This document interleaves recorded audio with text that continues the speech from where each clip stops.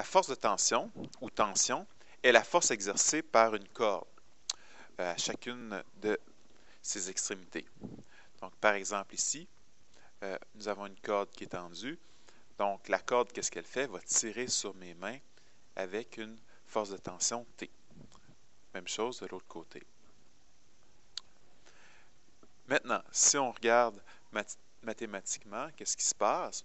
Donc, on doit comprendre qu'encore une fois, la tension, c'est une force de réaction, comme c'était le cas pour la force normale.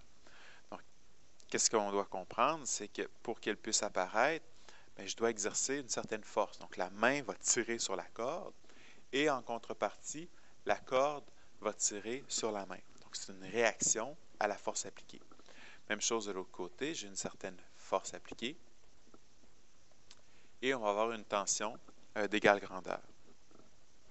Par exemple, si on a une force appliquée de 5 newtons, bien, la tension va être de 5 newtons. Pareil de l'autre côté. Il y en a des fois qui pourraient penser que la force de tension va être de 10 newtons, mais ce n'est pas le cas. On peut l'expliquer tout simplement avec le schéma suivant. Si je tire ici avec 5 newtons, donc la tension va être de 5 newtons. À l'autre bout de la corde, on a la même tension qui est 5 newtons.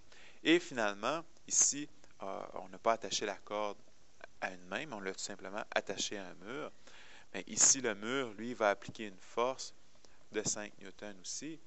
Et on se rend compte que cette force-là, c'est certain qu'elle va être de 5 newtons. Et dans ce cas-ci, c'est une force de réaction. C'est une réaction au fait que le mur se fait tirer dessus par une corde. Donc, le 5 newtons dans la corde est partout pareil. Okay? Si on a une seule et même corde et qu'il n'y a aucun point de friction dans la corde. Donc, ça va être très important dans les problèmes plus tard. S'il n'y a pas de force de friction qui agit dans la corde, s'il y a